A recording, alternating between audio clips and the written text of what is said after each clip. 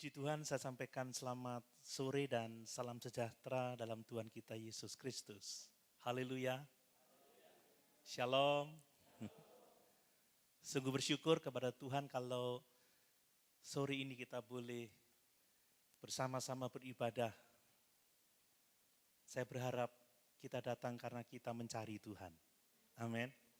Mencari Tuhan dalam arti kita mau membangun hubungan yang intim dengan Dia. Kita semua sudah menerima anugerah yang besar. Kita semua sudah menerima keselamatan. Kita mau dekat dengan Dia yang mengasihi kita itu.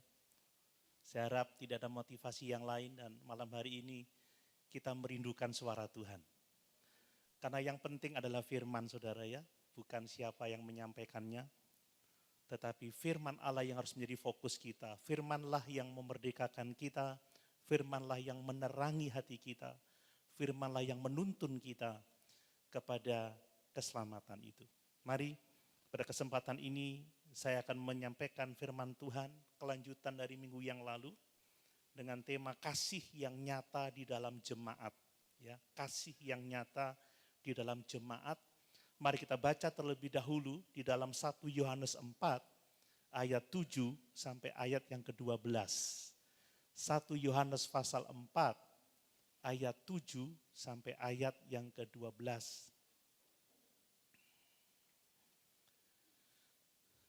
Demikian firman Tuhan. Saudara-saudaraku yang kekasih, marilah kita saling mengasihi. Sebab kasih itu berasal dari Allah. Dan setiap orang yang mengasihi lahir dari Allah dan mengenal Allah. Barang siapa tidak mengasihi, ia tidak mengenal Allah, sebab Allah adalah kasih. Dalam hal inilah kasih Allah dinyatakan di tengah-tengah kita, yaitu bahwa Allah telah mengutus anaknya yang tunggal ke dalam dunia supaya kita hidup olehnya. Inilah kasih itu. Bukan kita yang telah mengasihi Allah, tetapi Allah yang telah mengasihi kita dan yang telah mengutus anaknya sebagai pendamaian bagi dosa-dosa kita. Saudara-saudaraku yang kekasih, jikalau Allah sedemikian mengasihi kita, maka haruslah kita juga saling mengasihi. Tidak ada seorang pun yang pernah melihat Allah. Jika kita saling mengasihi, Allah tetap ada di dalam kita dan kasih-Nya sempurna di dalam kita. Haleluya. Puji Tuhan. Bapak Ibu Saudara yang dikasihi oleh Tuhan, minggu yang lalu kita telah belajar bersama-sama bahwa nilai kehidupan rohani kita itu ditentukan oleh kasih. Amin Bapak Ibu. Ini kebenaran yang tidak boleh kita lupakan sama sekali. Semua karunia rohani yang kita miliki, semua karunia pelayanan, dan bahkan semua pengorbanan kita, itu menjadi tidak ada artinya jika kita tidak memiliki kasih. Jadi Allah menilai kehidupan kita berdasarkan kasih. Paulus berkata, sekalipun aku dapat berbicara dalam bahasa malaikat, sekalipun aku dapat berbicara dalam semua bahasa manusia, sekalipun aku punya hikmat yang sangat tinggi, aku mengenal rahasia Allah, sekalipun ada pewahyuan dalam hidupku, tetapi jika aku tidak punya kasih, aku hanya sama seperti gong yang berkumandang dan canang yang gemerincing. Ada suaranya saudara, ada kegiatannya, ada aktivitasnya, tetapi nggak ada nilainya di hadapan Allah. Bahkan Paulus mengatakan, bahkan sekalipun aku menyerahkan diriku untuk dibakar demi orang lain, itu pun tidak ada gunanya. Itu pun tidak ada faedahnya. Bapak Ibu, tanpa kasih, hidup kita tidak bernilai. Amin. Ya mungkin saudara memandang saya, wah pendeta, pelayan Tuhan, aktivis gereja, sangat sibuk dan lain sebagainya. Tapi kalau saya tidak melakukannya karena kasih, maka semua yang saya lakukan nol besar. Tidak ada artinya di hadapan Tuhan. Mari Bapak Ibu, yang pertama-tama kita harus saling mengasihi. Amin. Hidup di dalam kasih. Lakukan segala sesuatu karena kita mengasihi Tuhan. Dan karena kita mengasihi sesama. Dan sore hari ini Bapak Ibu, firman Tuhan mengajar kita, ya, firman Tuhan menolong kita untuk memahami dari mana kasih itu berasal, ya. Dari mana kasih ilahi itu berasal dan bagaimana kasih itu menjadi tanda kehidupan rohani yang sejati. Itu yang akan kita gumuli malam hari ini. Supaya kasih yang kita hidupi itu berasal dari kebenaran. Amin. Dan kita tahu bagaimana kasih itu menjadi tanda rohani yang sejati dalam kehidupan kita. Nah Bapak Ibu yang dikasihi oleh Tuhan, Rasul Yohanes di sini tidak menulis surat ini kepada orang-orang yang belum percaya, tidak. Surat ini ditulis kepada jemaat, kepada orang-orang yang sudah percaya kepada Yesus, kepada orang-orang yang mengenal Yesus, orang-orang yang sudah aktif dalam kehidupan rohani. Surat ini ditujukan kepada orang-orang yang aktif beribadah juga, tetapi masih perlu diteguhkan dalam hal kasih, saudara. Mengapa Yohanes masih perlu meneguhkan jemaat dalam hal kasih? Mengapa kasih ini sangat penting, saudara? Karena bagi Yohanes, bagi firman Tuhan, kekristenan tanpa kasih itu bukan kekristenan yang sejati. Kekristenan tanpa kasih tidak pernah menjadi kekristenan yang utuh, kekristenan yang sempurna. Itu sebabnya mari kita memberi perhatian yang sungguh-sungguh pada firman Tuhan. Supaya kekristenan kita bertumbuh menjadi kekristenan yang sejati. Amin Bapak Ibu. Ya, kita menjadi seorang Kristen yang utuh, yang tulen. Sebab nilai hidup rohani kita ditentukan oleh kasih. Mari kita lihat beberapa poin penting dari ayat-ayat ini. Yang pertama Bapak Ibu, dari ayat-ayat ini kita belajar bahwa kasih itu berasal dari Allah. Kasih itu bukan berasal dari manusia. Ini yang harus benar-benar kita pahami. Coba kita baca ayat yang ke-7 lagi. Saudara-saudaraku yang kekasih, marilah kita saling mengasihi, sebab kasih itu berasal dari Allah. Dan setiap orang yang mengasihi lahir dari Allah dan mengenal Allah. Apa yang kita baca ini bukan sekedar ajakan untuk saling mengasihi, tidak. Tetapi Rasul Yohanes sedang menyatakan sebuah pernyataan teologis yang sangat mendasar tentang sumber kasih yang sejati. Bapak Ibu, dari sini kita bisa melihat ternyata kasih itu berasal dari sumber yang ilahi, bukan sumber alami yang datangnya dari manusia. Ini harus kita pahami. Perhatikan, Yohanes dengan jelas mengatakan kasih itu berasal dari Allah, bukan dari manusia. Sehingga kita bisa tahu bahwa kasih Kristen yang sejati tidak berasal dari watak yang baik atau dari karakter yang lemah lembut. Kasih itu tidak datang dari pendidikan moral yang baik. Kasih juga tidak datang dari budaya timur yang terkenal ramah, tidak Bapak Ibu. Kasih itu juga tidak datang dari kebiasaan sosial yang terdidik. Kasih tidak datang dari kebaikan manusia. Kasih itu bersumber dari Allah. Ini yang harus kita pahami. Nah, mengapa ini penting Bapak Ibu? Karena Alkitab menyatakan semua orang telah berdosa. Semua manusia telah berdosa. Dan semua orang tidak mampu mengasihi secara alami dengan kasih yang sejati ini. Saudara, kasih yang sejati itu setia loh sekalipun ditolak. Saudara, kadang kita ini mengasihi tetapi ditolak ya. Ada yang kita nolong tetapi malah kita mendapatkan celaka. Ada pepatah mengatakan nulung kepentung gitu saudara ya. Kita nggak mungkin mengasihi dengan setia kalau kita mengasihi dengan usaha kita sendiri.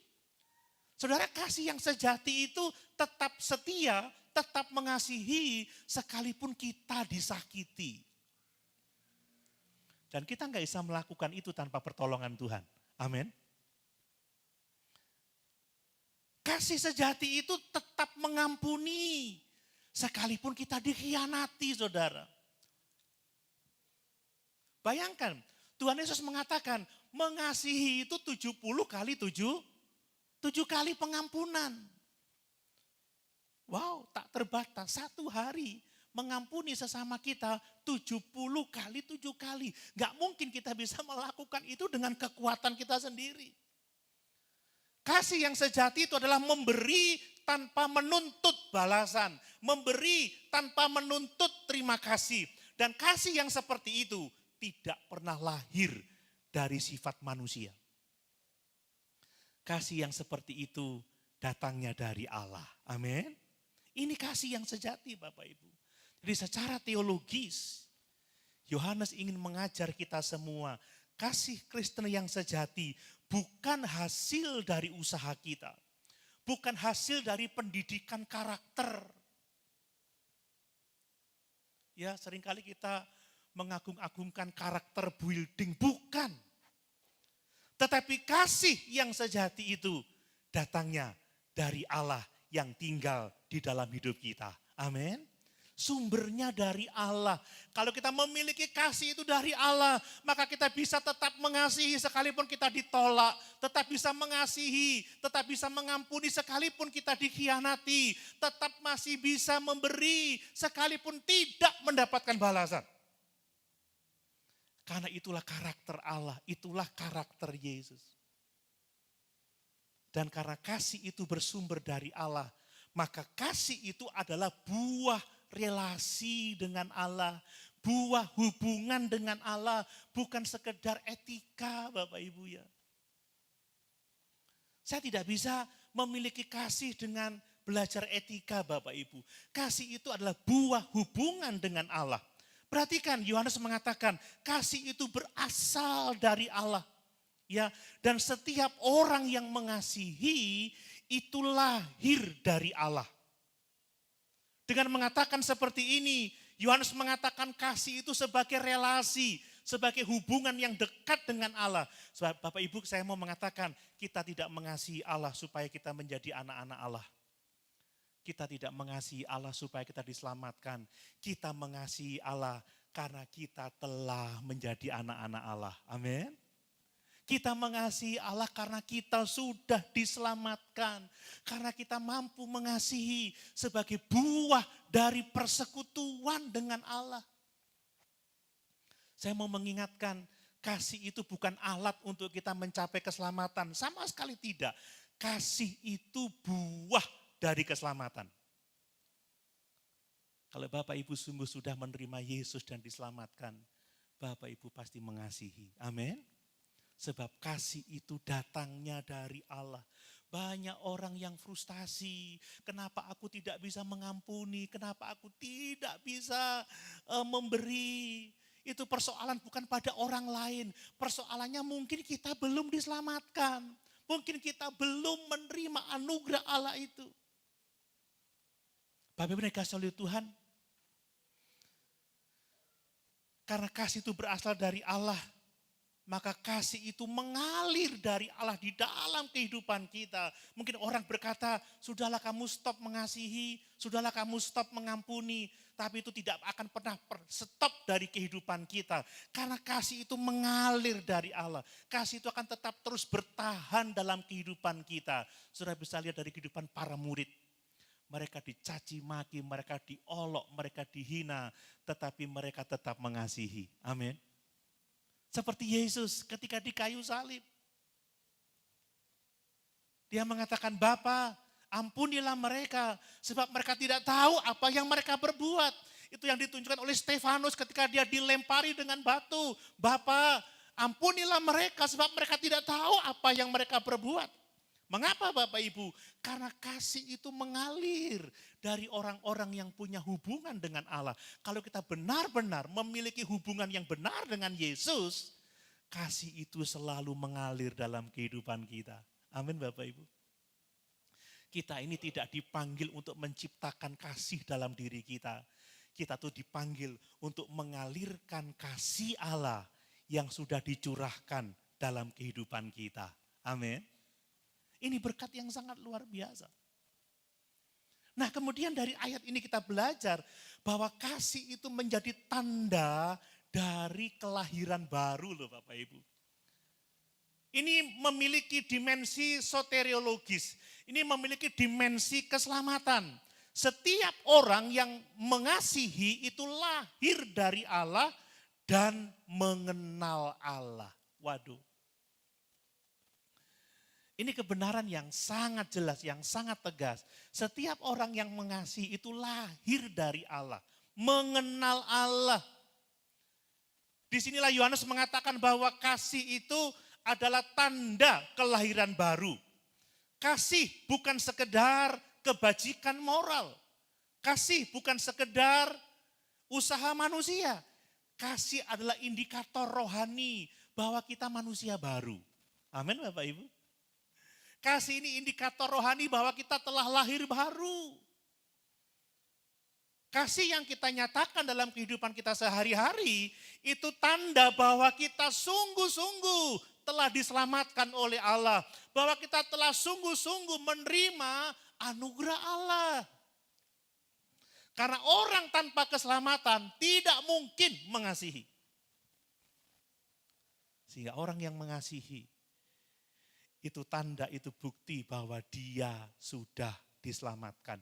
Bapak Ibu, orang yang lahir dari Allah itu menerima kehidupan Allah. Allah mengaruniakan Roh Kudus di dalam dirinya. Dan oleh karena Allah ada di dalam dirinya, maka kehadiran Allah itu nyata dalam tindakan kasih. Saudara, seorang yang memiliki Allah dalam hidupnya, dia tidak dapat membenci orang lain. Amin. Amin. Yohanes mengatakan, barang siapa berkata bahwa dia memiliki persekutuan dengan Allah, tetapi membenci saudaranya, dia berdusta. Dia sesungguhnya masih hidup di dalam kegelapan. Mari Bapak Ibu, kasih itu bukan perintah yang harus kita taati. Kasih itu adalah bukti bahwa kita punya hidup baru. Amin. Kasih itu bukti bahwa kita memiliki persekutuan yang benar dengan Allah. Dan karena kasih adalah bukti dari persekutuan yang benar dengan Allah, maka kasih Kristen itu melampaui kemampuan manusia di dalam berhubungan dengan orang lain. Kasih yang bersumber dari Allah ini tidak tergantung dengan situasi, saudara ya. Sekalipun kita mungkin capek, menderita, tetapi kita masih tetap bisa menyatakan atau mengalirkan kasih Allah dalam kehidupan kita. Amin. Kasih yang datangnya dari Allah ini tidak tergantung balasan, saudara. Tidak tergantung respon orang lain. Orang kita kasihi cemberut, nggak nyapa kita, nggak nyalami kita, kita tetap mengasihi. Oh, udah ada yang amin ya. Kita membantu orang-orang gak berterima kasih, kita tetap mengasihi. Kita mendoakan orang, tapi orang itu terus menyakiti kita, kita tetap mendoakan orang itu. Amin. Dan inilah yang dilakukan Yesus, teladan terbesar bagi kita. Ini melampaui kemampuan manusia, Bapak Ibu. Kalau kita melakukan itu bukan karena kita adalah orang yang lebih baik dari orang lain, tidak. Tetapi karena Allah ada di dalam hidup kita. Amin. Allah ada di dalam hati kita. Inilah perbedaan antara kasih manusia dengan kasih Allah. Kasih manusia itu terbatas Bapak Ibu. Kalau kita dikhianati kita juga jadi marah. Hati-hati kan gitu kalau kita lagi marah gitu ya. Kasih manusia itu selektif. Hanya mengasihi yang ingin dikasihi. Kasih manusia itu mudah lelah. Capek saudara. Kalau orang enggak tahu terima kasih, waduh kita udah males, mangkel ini enggak kena diuntung ini. Udah ditolong, dinasihati, tetap aja enggak ada balasannya, males. Tapi kasih ilahi itu terus memberi, terus setia. Dan memulihkan orang yang kita kasihi. Amin. Ini kasih ilahi. Dan kasih ini datangnya dari Allah. Kalau saudara benar-benar memiliki persekutuan dengan Allah, hidupmu akan mengalirkan kasih Allah dari hari ke sehari. Amin. Mari Bapak Ibu. Kalau kita sulit mengasihi orang lain, mungkin orang yang menyakiti kita, mungkin masalahnya bukan ada pada orang itu. Masalahnya mungkin kita tidak punya hubungan yang benar dengan Allah. Jika kasih kita cepat lelah, ya, nggak bertahan, mungkin kita nggak melekat sungguh-sungguh dengan Yesus. Kalau kita memilih-milih orang untuk menerima kasih kita, mungkin kita belum memahami bahwa sebenarnya keselamatan yang kita alami ini gratis. Amin Bapak Ibu. Bukan karena kita layak, bukan karena kita pantas untuk diselamatkan. Mari. Pertanyaannya bukan soal mengapa ya orang itu sulit dikasih, pertanyaannya apakah saya benar-benar lahir baru? Apakah saya benar-benar memiliki hubungan yang benar dengan Allah? Apakah benar-benar saya melekat pada sumber kasih itu? Kita tidak dipanggil untuk mengusahakan kasih, tetapi kita dipanggil untuk mengalirkan kasih Allah dalam kehidupan sesama kita. Kalau kita sungguh-sungguh memiliki Allah dalam hidup kita, maka kasih itu pasti mengalir dalam kehidupan kita. Amin. Sebab kasih itu bersumber dari Allah. Nah, hal yang kedua Bapak Ibu. Tanpa kasih, pengenalan kita akan Allah itu dipertanyakan loh Bapak Ibu ya. Wow, coba kita lihat ayat yang ke-8. Barang siapa tidak mengasihi, coba kita baca bersama-sama. 2, 3. Ia tidak mengenal Allah sebab Allah adalah kasih. Saudara, kalau orang enggak mengasihi itu dipertanyakan. Dia tuh kenal sama Allah enggak sih, kan seperti itu. Wah, ini ayat ini keras ya, tidak nyaman loh saudara ya. Ini menyinggung sekali ini.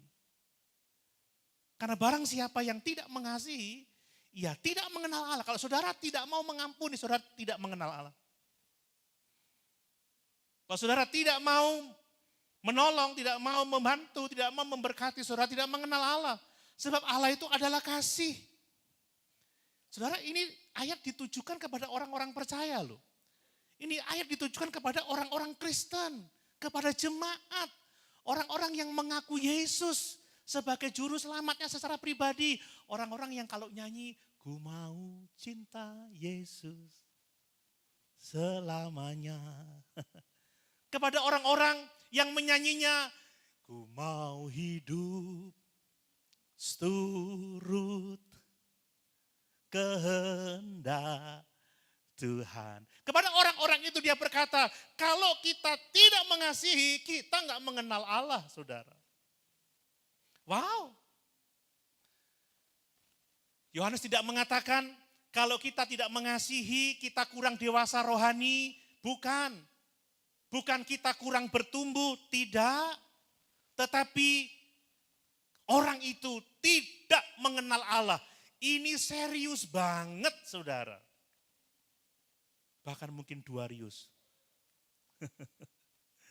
Karena orang yang tidak mengasihi dikatakan tidak mengenal Allah. Ini menunjukkan bahwa iman Kristen itu bukan sekedar pengenalan di intelektual. Tetapi bicara tentang hubungan yang melahirkan kasih. Relasi dengan Allah yang mengubah hidup kita, yang mengubah karakter kita. Saudara, kata mengenal ini bicara tentang hubungan pribadi yang sangat dekat. Mengenal bicara soal persekutuan yang nyata dengan Allah. Mengenal ini menghasilkan perubahan hidup. Orang-orang yang sungguh mengenal Allah, hidupnya berubah. Amin. Orang-orang yang sungguh-sungguh mengenal Allah, real punya hubungan dengan Allah, pasti karakternya berbuah seperti Yesus. Orang-orang yang mengenal Allah, pasti ada kasih di dalam dirinya. Itu sebabnya Bapak Ibu, jika seseorang mengaku mengenal Allah, tetapi hidupnya tidak memancarkan kasih, maka pengakuan yang mengenal Allah itu dipertanyakan. Maaf, bukan saya yang mempertanyakan, tetapi Alkitab yang mengatakan ini. Barang siapa tidak mengasihi, ia tidak mengenal Allah, sebab Allah adalah kasih. Perhatikan Bapak Ibu, Allah itu adalah kasih. Ini bicara soal hakikat Allah ya. Ini bukan sekedar sifat Allah, tetapi Allah adalah kasih. Ini bicara soal hakikat. Jadi Yohanes tidak sedang mengatakan bahwa Allah itu memiliki kasih. Enggak, Allah itu sendiri adalah kasih.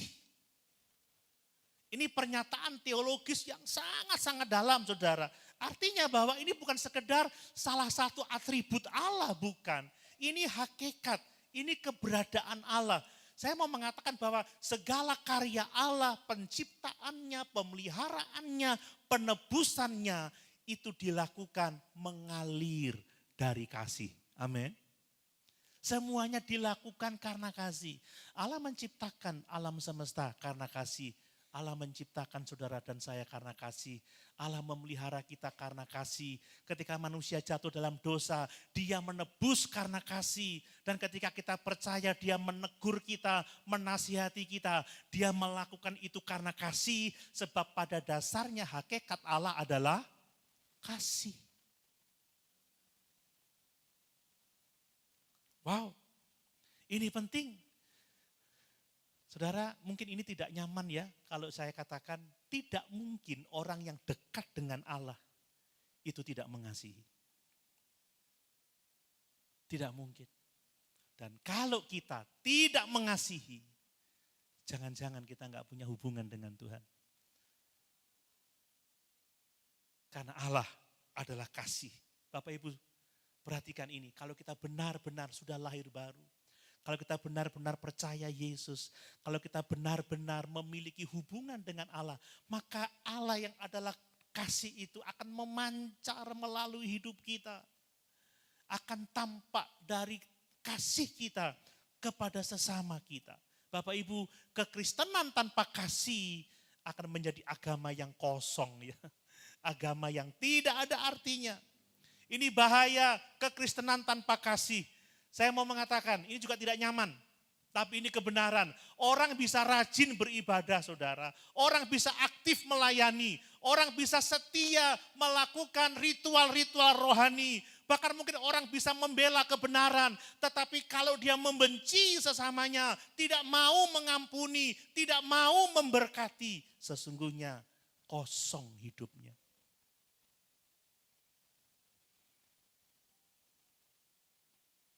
Ini peringatan buat kita semua. Amin. Ada orang loh yang masih keras. Sekalipun rajin ke gereja. Dingin. Gak ada kehangatan sama sekali. Mudah menghakimi. Tidak peduli pada sesama. Maka iman yang mereka jalani bukan iman yang hidup. Tetapi iman yang mati. Kehidupan keagamaan yang kosong.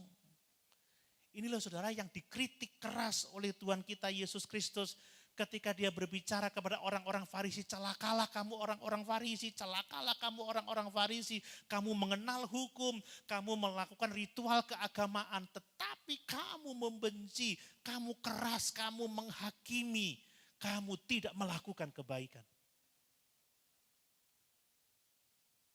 Mari jangan biarkan kekristenan kita menjadi kekristenan yang kosong tanpa kasih. Biarlah kasih yang menjadi dasar dari hidup kekristenan kita. Amin Bapak Ibu. Dan ternyata kasih itu menjadi ukuran autentisitas iman kita. Kasih itu menjadi ukuran iman kita, iman yang asli enggak ya. Iman kita iman yang hidup enggak ya. Jadi kasih itu sebagai alat uji rohani. Saudara, alat uji rohani kita bukan berapa lama kita menjadi Kristen. seberapa tinggi jabatan rohani kita.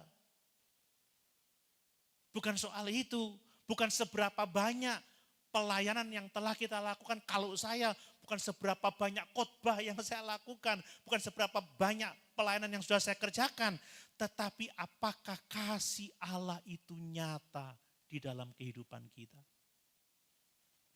Amin Bapak Ibu. Alat uji kerohanian kita adalah kasih. Dengan kata lain, iman yang hidup, iman yang menyelamatkan, iman yang sejati, itu akan melahirkan kasih. Hubungan yang benar dengan Allah, itu akan memancar di dalam relasi kita dengan sesama. Hubungan mengasihi seorang dengan yang lain. Mari Bapak Ibu, apakah kita lebih mudah menghakimi daripada mengasihi? Apakah kita menyatakan belas kasihan? Atau kita dingin? Ya. Tidak ada belas kasih sayang untuk orang lain? Apakah orang lain bisa merasakan kasih ketika dia berhubungan dengan kita? Jadi pertanyaannya bukan apakah saya mengenal lebih banyak lagi tentang Allah, berteologi secara hebat-hebat. Tetapi apakah orang mengenal Allah melalui kasih yang mereka alami dalam kehidupan saya. Bapak Ibu, jika Allah adalah kasih, maka orang yang mengenal Allah, dia akan hidup di dalam kasih. Amin. Orang yang dekat dengan Allah, tidak mungkin tidak mengasihi. Orang yang dekat dengan Allah, pasti saling mengasihi. Hal yang ketiga Bapak Ibu. Dari ayat-ayat ini kita belajar juga bahwa kasih Allah itu dinyatakan di dalam Kristus. Wow. Coba kita baca ayat 9 dan ayat yang ke-10. Dalam hal inilah kasih Allah dinyatakan di tengah-tengah kita, yaitu bahwa Allah telah mengutus anaknya yang tunggal ke dalam dunia supaya kita hidup olehnya. Inilah kasih itu. Bukan kita yang telah mengasihi Allah, tetapi Allah yang telah mengasihi kita dan yang telah mengutus anaknya sebagai pendamaian bagi dosa-dosa kita. Hal yang sangat indah, ternyata kasih Allah itu dinyatakan kepada kita melalui Yesus Kristus. Karena Allah mengasihi kita, Allah mengutus anaknya yang tunggal Yesus Kristus supaya kita beroleh hidup yang kekal. Karena Allah mengasihi kita, maka Allah telah mengutus Yesus sebagai pendamaian bagi dosa-dosa kita.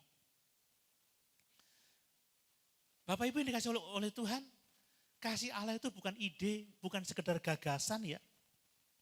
Kasih Allah itu adalah peristiwa sejarah. Apa yang kita lihat dari ayat-ayat ini? Ternyata kasih Allah itu bukan abstrak. Kasih Allah itu sifatnya inkarnasional. Artinya bahwa kasih itu dinyatakan di dalam inkarnasi Yesus Kristus Tuhan kita. Inkarnasi Yesus itu adalah bukti dari kasih Allah kepada kita. Amin. Siapa yang hafal Yohanes 3 ayat yang ke-16? Karena begitu besar kasih Allah akan dunia ini, sehingga dia telah mengaruniakan anaknya yang tunggal. Supaya setiap orang yang percaya kepadanya tidak binasa, melainkan beroleh hidup yang kekal. Inkarnasional. Jadi Yesus adalah wujud dari kasih Allah itu. Saudara, ketika kita melihat Yesus, kita melihat kasih Allah yang besar dalam kehidupan kita. Amin. Dia yang adalah Allah telah rela menjadi manusia, mengosongkan dirinya. Mengambil rupa seorang hamba, taat-taat sampai mati di atas kayu salib. Berarti kan kata dinyatakan di sini, ya. Dalam hal inilah kasih Allah dinyatakan. Kata dinyatakan itu artinya dibuat terlihat, saudara. Nyata, dapat dialami. Itu maksudnya dinyatakan. Dari kata Yunani paniroo. Paniro ini artinya dapat dilihat, nyata. Kasih Allah dapat kita lihat melalui Yesus Kristus. Bayangkan saudara, kalau Yesus tidak datang Kalau Yesus tidak menebus dosa-dosa kita, semua kita masih mati di dalam dosa-dosa kita. Amin. Amin. Karena Yesus sudah datang dan menebus kita, kita memiliki hidup. Saudara, Allah tidak berkata bahwa ia mengasihi manusia begitu saja, tidak. Tapi dia bertindak dengan mengutus anaknya yang tunggal. Kasih Allah itu ternyata mengambil rupa manusia. Itulah Yesus Kristus. Makanya pusat ibadah kita adalah Yesus. Saudara, kalau ke gereja yang dicari siapa, saudara? Firman Allah. Amin. Amin. Pribadi Yesus. Itu yang terutama. Dia telah masuk ke dalam sejarah umat manusia, hadir di tengah-tengah penderitaan kita, mengadakan karya keselamatan yang besar. Disitulah kasih Allah dinyatakan kepada kita di dalam diri Yesus Kristus. Dan inisiatif kasih ini datangnya dari Allah, Bapak Ibu. Ini tidak pernah datang dari manusia. Kalau dia datang bukan karena kebaikan kita, bukan karena kita layak untuk diselamatkan. Tidak. Ini sepenuhnya inisiatif Allah. Kasih Allah lah yang mendahului respon kita di dalam mengasihi Tuhan. Kita tidak diselamatkan karena kita mengasihi Allah. Tetapi kita mengasihi Allah karena terlebih dahulu Allah sudah mengasihi kita. Amin Bapak Ibu.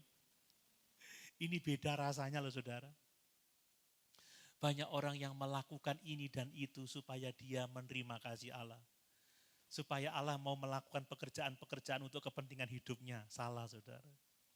Kalau kita mengasihi Allah karena kita telah menikmati kasih-Nya yang besar bagi kita. Amin. Karena kasih itu juga lahirnya datangnya dari Allah. Dan salib itu menjadi puncak dari kasih Allah. Salib itu menjadi puncak dari kasih Allah.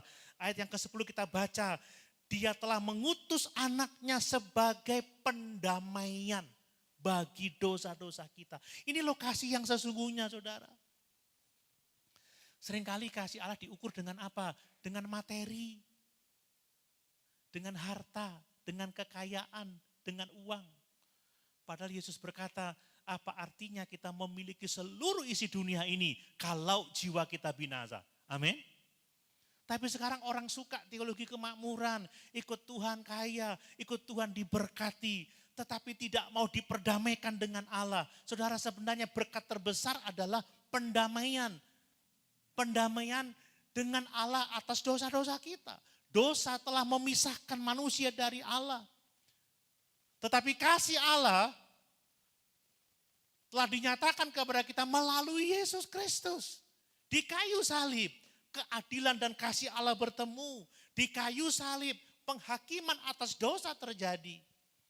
Di kayu salib, kita menerima pengampunan dosa. Amin. Itulah puncak dari kasih Allah Bapak Ibu. Makanya jangan pernah meragukan kasih Allah dalam kehidupan kita. Karena ketika kita masih berdosa, Yesus sudah mati untuk keselamatan jiwa kita. Amin. Ini kasih yang sejati, ini kasih yang menyelamatkan kita. Dan kasih yang menyelamatkan itu menjadi standar kasih kita, saudara. Standar kasih kita bukan kasih duniawi, bukan kasih romantis, ya kasih ala-ala Bollywood gitu ya. Bukan kasih ala cerita-cerita Hollywood, film-film Hollywood seperti itu. Standar kasih kita adalah kasih Allah, saudara. Kalau Allah mengasihi kita ketika kita masih berdosa, maka kita harus mengasihi orang-orang yang mungkin kita berpikir tidak layak untuk kita kasihi. Amin Bapak Ibu. Kita mengasihi bukan karena kita mudah. Kita mengasihi bukan karena mengasihi itu menguntungkan. Kita mengasihi karena kita telah menerima kasih Allah yang besar dalam kehidupan kita. Kasih yang kita terima dari Allah, anugerah yang kita terima dari Allah, itu seharusnya mengalir kepada sesama kita. Kalau kita sudah diampuni, maka kita harus mengampuni sesama kita. Amin. Kalau kita sudah dipulihkan, maka seharusnya kita memulihkan sesama kita. Kalau kita diberkati, maka seharusnya kita menjadi berkat. Itu kekristenan yang sejati. Itu yang dikehendaki oleh Allah. Itulah cara hidup kita setiap hari. Itulah gaya hidup kita setiap hari. Mari Bapak Ibu, jika Allah sungguh-sungguh mengasihi kita, ketika kita masih berdosa, bagaimana mungkin kita bisa menolak untuk mengasihi orang lain? Amin. Bagaimana kita bisa menolak untuk tidak mengampuni orang lain? Jika Allah telah berkorban bagi kita, mana mungkin kita tidak mau berkorban untuk orang lain? Amin Bapak Ibu. Dan jika Allah telah memulihkan hubungan kita dengan dirinya, maka tidak mungkin kita tidak mau pulih hubungan dengan orang lain. Amin. Itu tanda bahwa kita mengenal Allah. Mari Bapak Ibu, persoalannya bukan apakah kita mampu mengasihi atau tidak. Persoalannya bukan apakah kita mampu mengampuni atau tidak. Tetapi apakah saya sungguh-sungguh menghidupi kasih Kristus dalam kehidupan saya. Itu yang paling penting. Mengasihi tidak dimulai dari kemampuan kita. Mengasihi dimulai dari salib Yesus. Amin. Mengasihi dimulai dari kita menerima anugerah kasih itu. Mengasihi dimulai dari keselamatan yang kita terima. Dan dengan itu kita pasti dimampukan untuk mengasihi sesama kita. Amin. Yang terakhir Bapak Ibu. Ternyata kasih dalam jemaat itu adalah bukti dari kehadiran Allah. Saudara, Allah itu nyata-nyata hadir dalam kehidupan kita kalau kita ini saling mengasihi. Amin. Kalau keluarga saling mengasihi, suami istri, orang tua, anak, saudara bersaudara, itu bukti bahwa Allah ada di dalam keluarga itu. Kalau di dalam jemaat kita saling mengasihi, itu bukti bahwa Allah hadir di tengah-tengah persekutuan kita. Ayat 11 dan ayat 12 perhatikan. Ya, saudara-saudaraku yang kekasih, jikalau Allah sedemikian mengasihi kita, perhatikan. Jikalau Allah sedemikian mengasihi kita, maka haruslah kita juga saling mengasihi. Tidak ada seorang pun yang pernah melihat Allah. Enggak ada seorang pun yang pernah melihat Allah. Jika kita saling mengasihi, Allah itu tetap di dalam kita. Dan kasih-Nya sempurna di dalam kita. Apa yang kita baca di sini Bapak Ibu? Ternyata kasih yang kita terima dari Yesus itu harus kita teruskan. Harus kita sampaikan kepada pihak lain. Kepada sesama kita, terutama keluarga kita, sesama jemaat, sesama orang percaya, dan kemudian kepada lingkungan yang lebih luas lagi. Dan itu bukti kehadiran Allah dalam kehidupan kita. Bapak Ibu, kasih Kristus itu sifatnya komunal ya, bukan individualistis. Enggak ada yang namanya Kristen itu sendirian. Kristen pasti menjadi anggota tubuh Kristus. Yohanes tidak mengatakan kasihlah Tuhan saja cukup, yang penting aku dekat sama Tuhan, yang penting aku cinta Yesus, yang lain masa bodoh. Enggak seperti itu.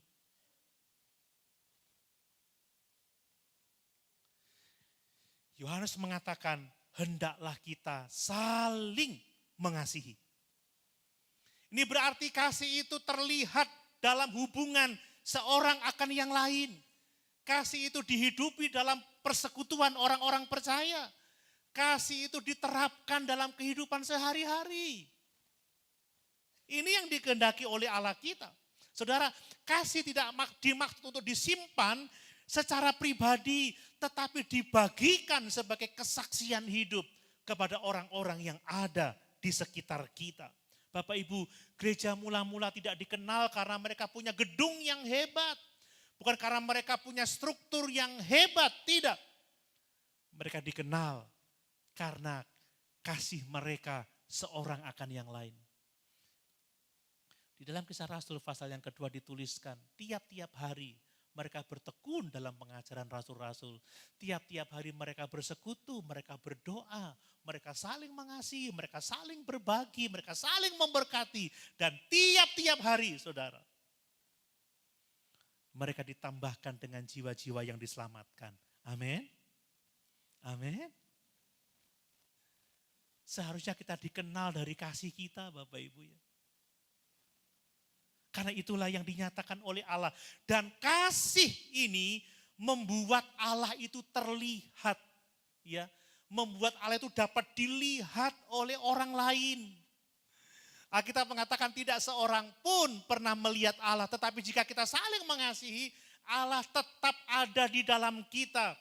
Dan kasihnya sempurna di dalam kita. Saudara, Allah tidak dapat dilihat secara fisik, tetapi kehadiran Allah itu nyata melalui kasih kita kepada sesama. Saudara, kalau kita memberkati orang, orang akan berkata, terima kasih Tuhan atas berkat-Mu. Amin. Orang itu mengalami Tuhan dari kasih kita. Ya, kita nggak pernah melihat Allah karena Allah adalah roh. Roh Kudus menyertai kita, tetapi bagaimana orang bisa merasakan kehadiran Allah kalau mereka mengalami kasih kita, saudara. Kalau mereka mengalami kebaikan kita. Saya mau mengatakan bahwa kasih yang kita tunjukkan itu menjadi jendela dunia untuk orang bisa melihat Allah. Oh, ternyata orang Kristen itu baik ya. Oh, ternyata Allahnya orang Kristen itu baik ya. Oh, ternyata Allahnya orang Kristen itu penuh dengan kasih sayang ya. Penuh dengan anugerah ya. Dan itu dilihat dari kehidupan kita yang memancarkan kasih itu, Bapak Ibu. Saya mau mengatakan bagi banyak orang di luar gereja, Allah tidak dikenal melalui khotbah-khotbah. Mereka nggak akan pernah mengenal Allah melalui khotbah saya. Bukan melalui ajaran atau sesuatu yang lain. Tetapi Allah dikenal melalui tindakan kasih kita. Amin. Allah dikenal melalui pelayanan kita. Allah dikenal melalui kebaikan hati kita. Cara kita mengasihi dalam keluarga, cara kita saling mengasihi di dalam jemaat, itu yang menjadi kesaksian bagi dunia untuk mereka bisa melihat Allah. Dan kasih yang kita lakukan itu menyempurnakan kehadiran Allah dalam kehidupan kita, saudara. Ya, luar biasa. Yohanes berkata, kasihnya sempurna di dalam kita. Mau kasih Allah sempurna di dalam kita? Amin. Saudara, kasih itu yang kita butuhkan. Sempurna tidak berarti bahwa kita hidup tanpa celah, tidak seperti itu. Sempurna artinya bahwa kasih Allah itu mencapai tujuan dalam kehidupan kita. Kasih Allah mencapai maksudnya. Apa maksud Allah? Supaya kasih Allah itu mengalir melalui kehidupan kita. Dirasakan oleh orang-orang yang ada di sekitar kita. Suami-suami yang lahir baru, suami-suami yang mengasihi Yesus. Kasih Allah akan mengalir kepada istri dan anak-anak mereka. Demikian juga sebaliknya, kasih dari istri mengalir karena relasinya dengan Yesus. Kasih anak mengalir kepada orang tua karena relasinya dengan Yesus. Jangan sampai ada orang tua yang ngomong gini, anakku nang gereja rajin pelayanan, tapi nggak pernah hormat sama aku. Artinya aktivitasnya kosong, saudara. Tapi orang yang lahir baru akan menyatakan kehadiran Allah melalui kasih itu. Amin. Kasih Allah tidak berhenti di salib, Bapak Ibu. Kasih Allah itu mengalir dalam kehidupan kita. Dan kasih yang kita alami itu mengalir kepada orang-orang yang ada di sekitar kita. Pertanyaannya adalah, apakah orang mengalami kasih, mengalami kebaikan kita atau tidak? Apakah kasih yang kita terima dari Allah dapat dirasakan oleh orang-orang yang ada di sekitar kita. Dan kasih itu adalah sebagai identitas gereja yang hidup. Saudara, gereja yang hidup ditandai oleh kasih. Artinya saudara, persekutuan kita harus menjadi tempat di mana kasih Allah diberitakan. Menjadi tempat di mana orang dipulihkan, bukan dihakimi di sini.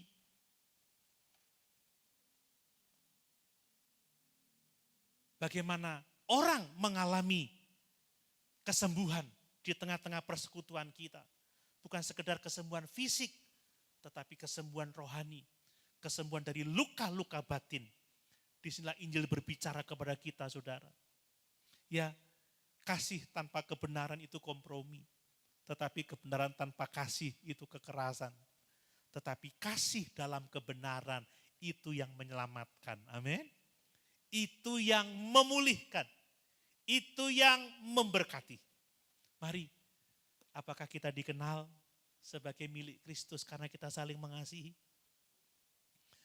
Apakah orang-orang yang hadir pada ibadah-ibadah kita merasakan kasih Allah? Merasakan kehangatan kita, saudara.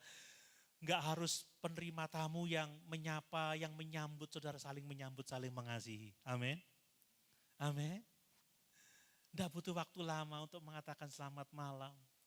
Tuhan Yesus memberkatimu. Peduli, saudara. Itulah tanda bahwa kita gereja yang hidup. Mari Bapak Ibu, Allah yang tidak kelihatan itu akan menjadi nyata kalau kita saling mengasihi. Orang akan merasakan kehadirannya. Kalau kita saling mengasihi, mari kita meneguhkan hati kita. Kasih berasal dari Allah, bukan dari kekuatan kita. Kasih menjadi bukti bahwa kita mengenal Allah, bukti bahwa kita lahir baru. Kasih dinyatakan dalam diri Yesus Kristus dan kasih itu harus hidup di dalam komunitas kita, hidup dalam keluarga, hidup dalam gereja, supaya melaluinya Tuhan dinyatakan. Ada jiwa-jiwa dijangkau, ada jiwa-jiwa dimenangkan untuk kemuliaan Tuhan Allah kita. Amin. Mari sama-sama kita